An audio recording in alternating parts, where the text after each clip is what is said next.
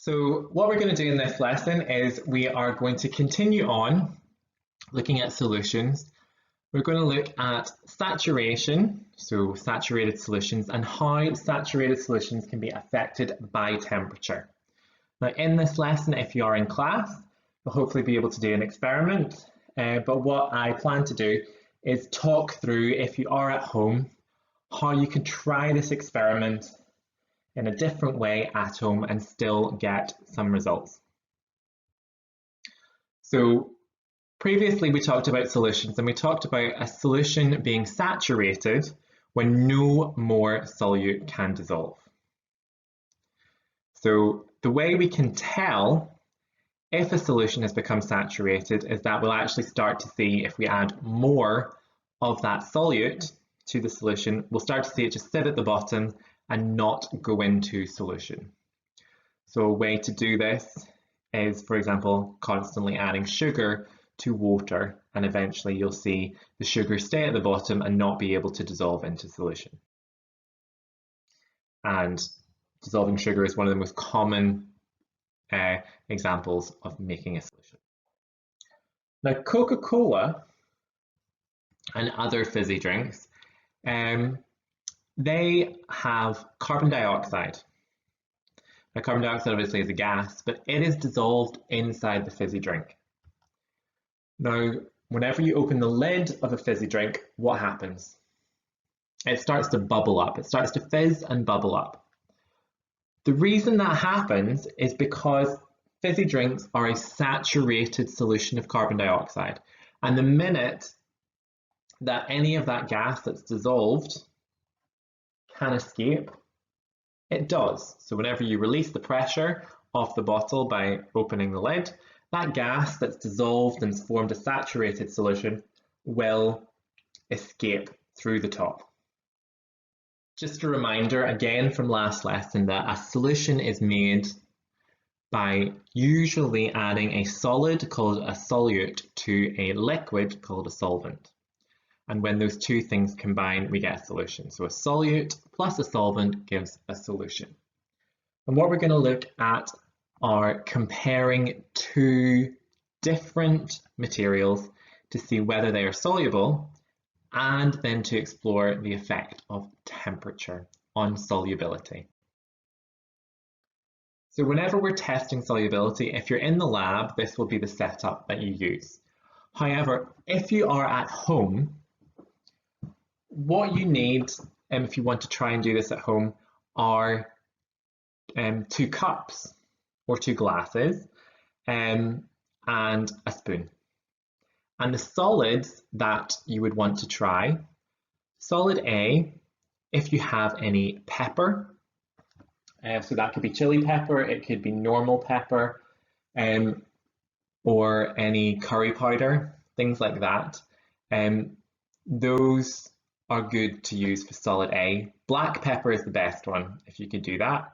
And solid B, you can replace that with sugar or salt.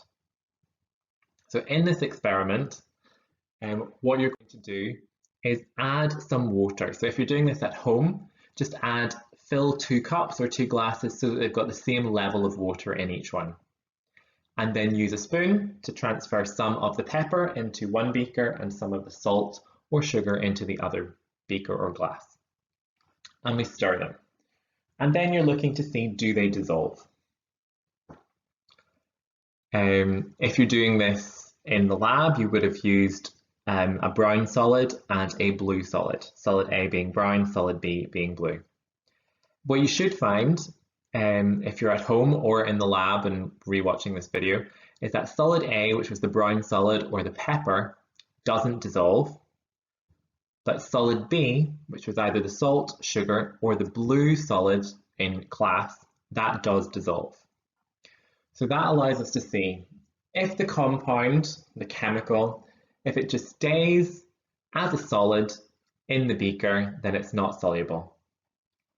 If it dissolves, it disappears, it looks like it's disappearing, or if it gives a coloured solution, changes the colour of the water, that means it is soluble. So in this one, you should have found at home, if you tried this experiment, salt or sugar should dissolve. If you try this in the lab, the blue solid should have dissolved. And that means that if it didn't dissolve, it's insoluble. If it did dissolve, it's soluble.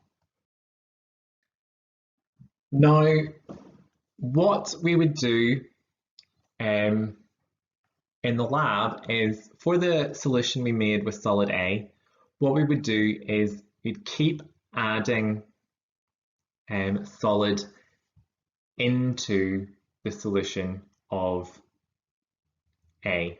Keep adding keep adding the blue into a beaker until no more dissolved and we had some solid left.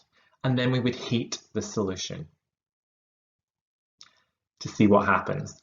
If you want to do a similar experiment at home, what you do is you need this time a third glass and boil a kettle and fill that glass to the same level as you filled the other ones. And then what you want to do is, using sugar or salt, keep adding 1 spoon at a time to the hot solution, the hot water from the kettle, and then cold water from the tap, and see how many spoons of solution you can add until you get a saturated solution. So until no more dissolves and you have solid left behind in your glass. That would be the same thing as doing this experiment in the lab. And hopefully, what you should find is that there is a difference between having a hot solution and a cold solution with how much can dissolve. So with these ones, you should notice that the hot solution and the cold solution dissolve different amounts of compound. And the effect that you should see is that at higher temperatures, more solute can dissolve into solution. So at higher temperatures, more solute can dissolve. That means as you increase the temperature, the solubility, the ability of a compound to dissolve, increases. So if you tried it at home, you should have noticed that you could dissolve more spoonfuls of salt or sugar in water from the kettle compared to cold water from the tap. If you did the experiment in the lab, you would have noticed that if you made a saturated solution using the blue solid, when you heated up the solution, it stopped being saturated, the solid dissolved, and in fact you could even add more in to make a solution still. So that was the effect of temperature and solubility, and overall what you need to remember is that if you increase the temperature, you increase the solubility. What we've got now is a list of questions, and these questions will be based on mixtures and solutions. So as always with these questions, you can pause the video to write an answer down if you want to, or to give yourself time to think, and then replay the video to get the answer. So the first question is, what is produced when a substance dissolves in another substance? So what is produced when a substance dissolves in another substance? Well, the answer to that one is a solution. When a substance dissolves in another substance, you get a solution. What do we call the substance that is dissolved in the liquid? So what do we call the thing that has dissolved in a liquid? What do we call that? Well, we call that the solute. So the thing that dissolves is the solute.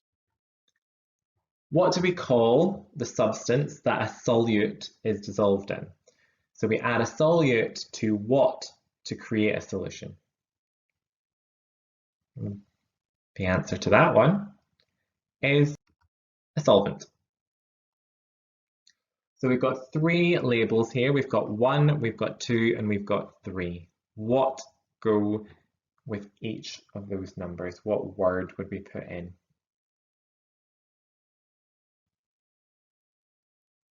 Well, we would put in A solute for 1, a solvent for 2, and a solution for 3.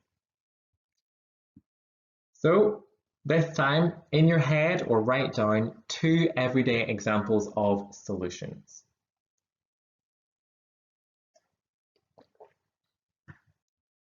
So tea, coffee, fizzy juice, seawater, anything like that is a solution. And you probably came up with other ones as well. Right, this is one of the choose the correct words. The higher or lower the temperature, the more solute can dissolve in the solvent. So what do we do to the temperature to get more solute able to dissolve in the solvent? Do we make it higher or do we make the temperature lower? The answer is we make it higher.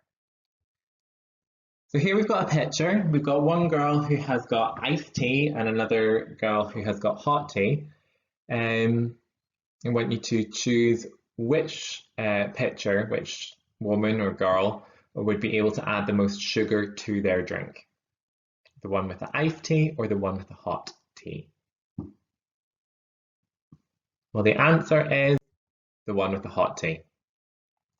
More solute will dissolve as the temperature is higher. So now we've got a question. What word do we use to describe a substance that can dissolve? So what word is used to describe a substance or a chemical which can dissolve? So that word is soluble. What do we call it when a substance will not dissolve at all? So what word is used to describe a substance that will not dissolve at all? The answer to that one is insoluble. Now, what do we call a solution where no more solute can dissolve in the solvent? What do we call it when no more solute can dissolve in a solvent?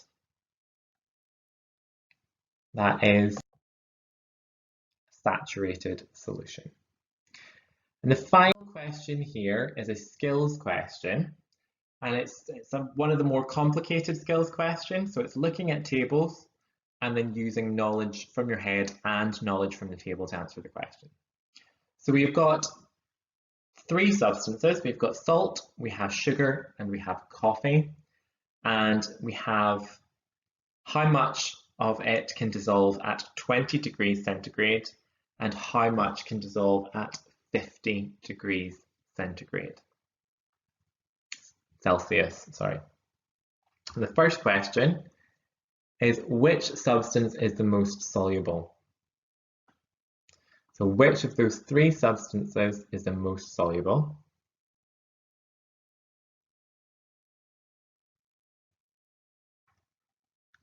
And then we have a question, if 20 grams of sugar was added to water at 50 degrees centigrade, will all of the sugar dissolve?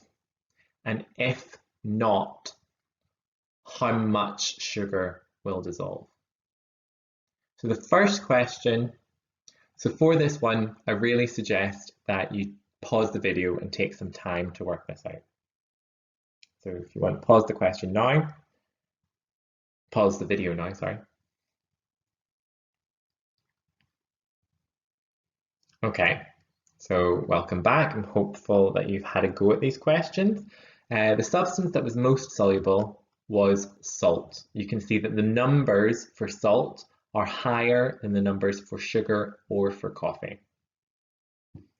We then had the question, if 20 grams of sugar was added to water at 50 degrees centigrade, would it all dissolve?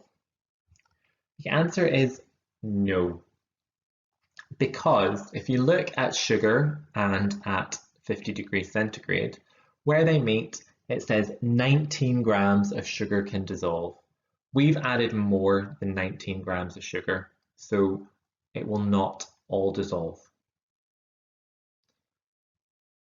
And so how much sugar will dissolve? Well, the answer to that is 19 grams, because that is the maximum amount that can dissolve. We've added more than that.